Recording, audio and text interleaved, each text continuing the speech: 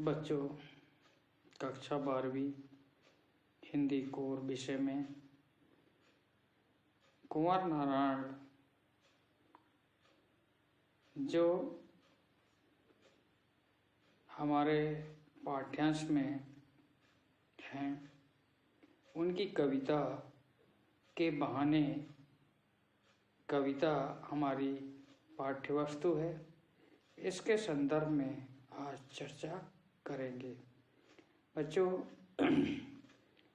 CBSE ने आत्मपरिचय, पतंग तथा बात सीधी थी, इन कविताओं को पाठ्यांश से हटा दिया है। अतः कुंवर नारायण की सिर्फ एक कविता ही हमारे पास आज मौजूद है। इसी को हमें पढ़ना है और इसी को पाठ्यांश में रखा गया है। सबसे पहले हमें कुंवर नारायण जी के बारे में जानना है। कुंवर नारायण जी का जन्म 19 सितंबर को 1927 को उत्तर प्रदेश में हुआ और इनकी कुछ रचनाएं हैं, जिसमें चक्रव्यूह, परिवेश, हम तुम, अपने सामने, कोई दूसरा नहीं, इन दिनों काव्य संग्रह है। आत्मजयी एक प्रबंध काव्य है और इस प्रबंध काव्य के कारण उन्होंने काव्य के तत्वों को या काव्य के स्वरूप को उन्होंने स्पष्ट किया और इसके कारण वे बहुत चर्चित हुए।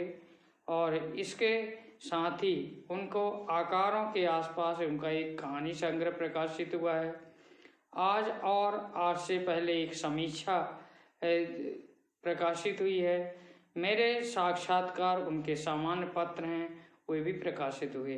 साथ ही हम देखें, पुरस्कारों की बात करें तो इनको साहित्य अकादमी का पुरस्कार प्राप्त हुआ है, कुमारन आसान का पुरस्कार प्राप्त हुआ है, व्यास पुरस्कार मिला है, प्रेमचंद का पुरस्कार मिला है, लोहिया सम्मान और कबीर सम्मान से नवाजे गए हैं।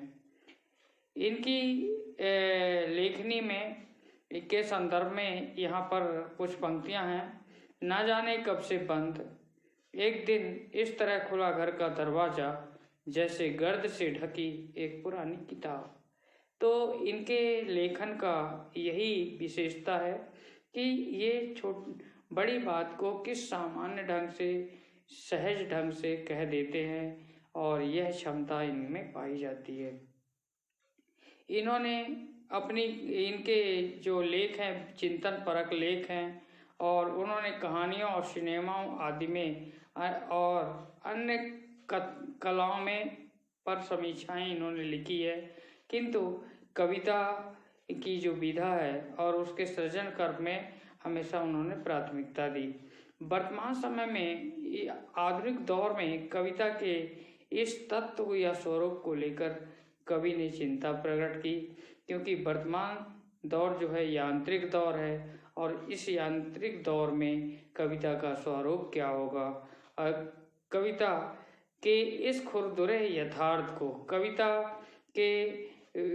कविता में जो उलझने हैं, आखिरी सतहीपन है, अखबारी सतहीपन और इस वैचारिक जो धुंध छट हैं, इन तमाम चीज़ों को उन्होंने परिष्कृत और साफ सुथरा किया है और यहाँ पर कविता के स्वरूप को उन्होंने स्पष्ट किया। कविता हम कहें तो जीवन का मुकम्मल और समझने वाला खुला एवं स्वाभाविक स्वरूप की एक विशेषता होती है। ये कविता का स्वरूप होता है और इस प्रकार से ये जो कविता है, संशय, भ्रम और प्रश्नों के साथ ये कविता के बीज रूप हैं या बीज शब्द हैं। कविता के पाठ में हम देखें कि कविता के बहाने, कविता कुंवर नारायण जी की है और इस कुंवर नारायण जी की कविता इन दिनों नामक एक संग्रह है, इनका काव्य संग्रह, उस काव्य संग्रह से लिया गया। इन्होंने स्पष्ट कर दिया है इस पाठ में कविता के बावजूद को या अस्तित्व को लेकर चिंतित हैं, आशंकित हैं और इन्होंने इस आशंका को दूर करने का प्रयत्न किया। उन्होंने ये बताया कि आज भी कविता की अपार संभावनाएं हैं। देखिए, काव्य पंक्तियां इस प्रकार है। कविता एक उड़ान है, चिड़िया के बहाने कविता की उड़ान भला चिड़िया क्या जाने, बाहर भीतर इस घर उस घर, कविता के पंख लगा उड़ने के माने, चिड़िया क्या जाने। अब देखिए, कविता क्या है? एक उड़ान। कविता क्या है? एक कल्पना। उड़ान का अभिप्राय है कल्पना, और चिड़िया के बहाने। तो कविता लिखने की विषय वस्तु या कविता का विषय वस्तु चिड़िया हो सकती है, और कवि चिड़िया के माध्यम से अपनी कल्पनाओं को साकार रूप दे सकता है, अपने कल्पनाओं को अस्तित्व में ला सकता है, उसे बीज रूप दे सकता है, उसे जीवंत या जीवन दान दे सकता है। तो कविता एक उड़ान है। उड़ान क्या है? परिकल्पना। व्यक्ति या कवि के अंदर अनेक प्रकार विचार और कल्पनाओं का जब आगाज होता है, और जब कल्पनाएं और विचार उथल पुथल मचाने लगते हैं, तो कवि किसी न किसी माध्यम से अपने उन विचारों को स्थापित करता है, प्रतिपादित करता है। तो यहाँ इन विचारों को स्थापित या प्रतिपादित करने के लिए, लेखबद्ध करने के लिए चिड़िया भी एक माध्यम हो सकती है। कविता की उड़ान भला चिड़िया क्या जाने। चिड़िया कविता का माध्यम है, विषय वस्तु है, कविता का बीज रूप हो सकती है, केंद्र बिंदु या शीर्षक हो सकती है, किंतु चिड़िया को पता नहीं होता कि वास्तव में कविता का स्वरूप उसके ऊपर स्थित है या कविता उसके ऊपर लिखी गई है। बाहर भीतर, चिड़िया जिस तरह बाहर भीतर या अंदर बाहर होती है, उसी तरह हमारी कल्पनाएं, अनंत कल्पनाएं इधर उधर भटकती हैं या इधर उधर यत्र तत्र घूमती रहती हैं। अनेक कल्पनाओं में हम खोए रहते हैं। तो इस घर उस घर, अब चिड़िया इस घर से उस घर जाती है, और इस प्रकार से हम देखें कविता के पंख लगा उड़ने के माने। कविता में पंख लगते हैं। कविता एक काल से दूसरे काल, एक महादेश से दूसरे महादेश, अनेक कालों तक जीवंत होती है। और चिड़िया क्या जाने, चिड़िया को क्या पता कि कविता क्या है। और इस संदर्भ में यहाँ पर कवि ने इस कविता के संदर्भ में या कविता के बारे में एक चिड़िया को माध्यम बनाकर उन्होंने अपने भाव और विचारों को अस्तित्व दिया, स्वरूप दिया, यहाँ पर स्थापित किया। इन पंक्तियों में हम देखें कि कविता एक उड़ान है चिड़िया के बहाने। यहाँ पर कविता एक कल्पना है, एक कल्पना का स्वरूप है, भाव और विचारों का अस्तित्व है, जीवंत स्वरूप है। और इस तरह से कविता की उड़ान भला चिड़िया क्या जाने। कविता की उड़ान, इसमें अनुप्रास अलंकार है। अलंकारों की जब हम बात करें, साथ ही चिड़िया के बहाने और चिड़िया क्या जाने, अंतिम ध्वनियों में समानता पाई जाती है। तो ध्वनि साम्यता के कारण हम देखें, और वर्ण साम्यता के कारण अनुप्रास की आवृत्ति हुई। अंतिम वर्णों में अंत्यानुप्रास, अनुप्रास का एक रूप है, अंत्यानुप्रास है।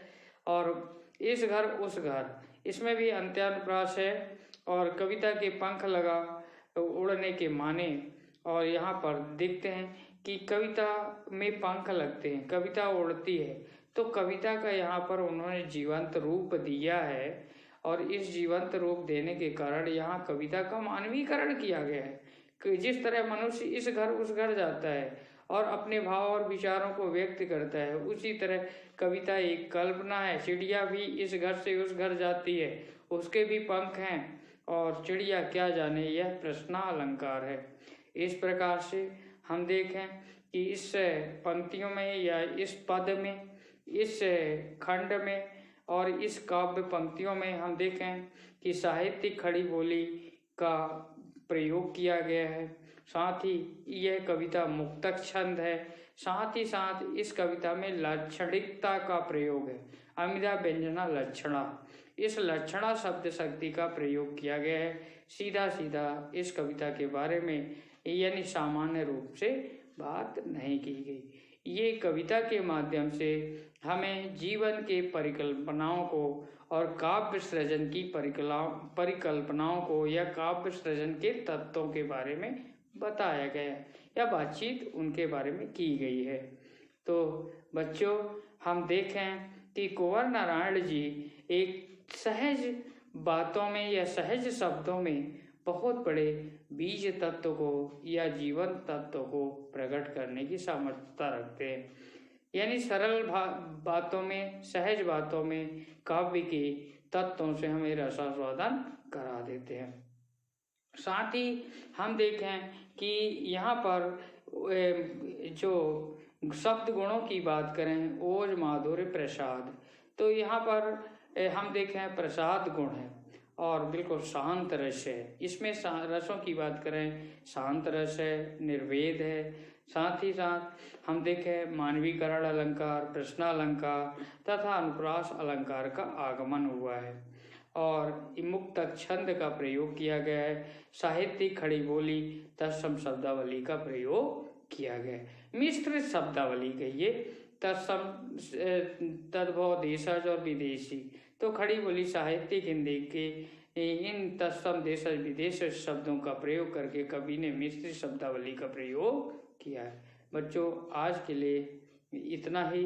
हम कविता के बहाने पाठ को, हम कुंवर नारायण द्वारा रचित पाठ के इस पाठ्यांश को हम यहाँ पर समाप्त करते हैं। धन्यवाद।